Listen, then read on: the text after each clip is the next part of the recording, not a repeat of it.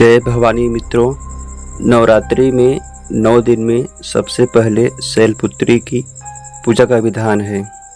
आखिर इनका नाम शैलपुत्री क्यों पड़ा, इनके पिछले जन्म की कहानी क्या थी और इनका जो संबंध है वो माता सती और भगवान शिव से कैसे संबंधित है।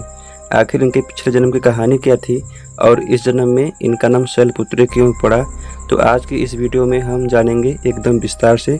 तो इस वीडियो को पूरा देखिएगा और आपको बहुत अधिक से अधिक ज्ञान मिलेगा। तो सबसे पहले हम जानते हैं शैलपुत्री का अर्थ क्या होता है। शैल का मतलब होता है पर्वत और पुत्री का मतलब होता है बेटी, यानी शैलपुत्री का इस प्रकार मतलब हुआ कि पर्वतराज हिमालय की पुत्री। माँ शैलपुत्री को पार्वती, हेमवती, भवानी आदि नामों से भी जानते हैं। ये शक्ति का प्रथम स्वरूप है।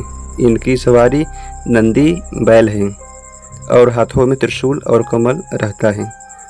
अब हम जानते हैं माँ सती का रूपांतरण कैसे हुआ शैलपुत्री में, या हम ये कहें कि शैलपुत्री पिछले जन्म में सती कैसे हुई थी।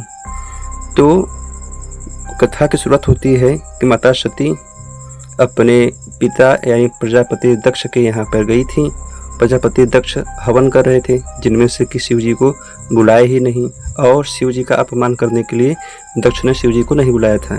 लेकिन सती जी को जल्दी थी वहाँ पे जाने की, और जब सती जी वहाँ पे गई तो अपने पति यानी शिव जी का अपमान सहन न करने के कारण उस हवन कुंड में जल के अपनी प्राणों की आहुति दे दी, और उसी समय संकल्प किया था कि मैं अगले जन्म में पर्वतराज यानी हिमालय की पुत्री बनूंगी। देह त्यागने के बाद अगला जन्म माता सती को पर्वतराज हिमालय के यहाँ पे पार्वती के रूप में उपस्थित हुई।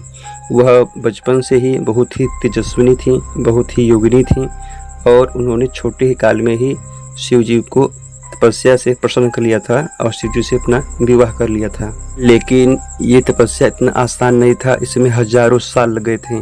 कुछ साल पत्तों पर निर्वाह किया था, जिसके कारण इन्हें अपरारा भी कहा जाता है। कुछ साल इन्होंने हवा पीकर जिंदा तपस्या किया था। कुछ साल इन्होंने खाना, मतलब कि बहुत ही कठिन तपस्या की थी। उसके बाद शिव जी प्रसन्न हुए और इनसे विवाह कर लिए। नवरात्रि में पहला दिन माँ शैलपुत्री का होता है।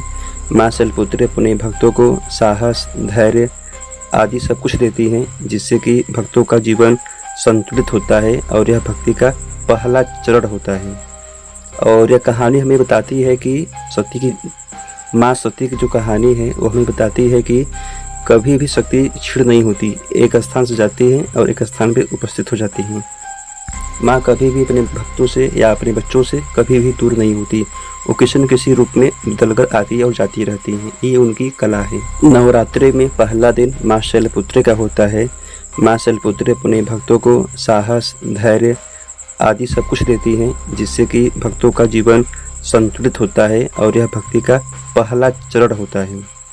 और यह कहानी हमें बताती है कि माँ सती की जो कहानी है वो हमें बताती है कि कभी भी शक्ति क्षीण नहीं होती, एक स्थान से जाती है और एक स्थान पे उपस्थित हो जाती हैं। माँ कभी भी अपने भक्तों से या अपने बच्चों से कभी भी दूर नहीं होती, वो किसी न किसी रूप में बदलकर आती है और जाती रहती हैं। ये उनकी कला है।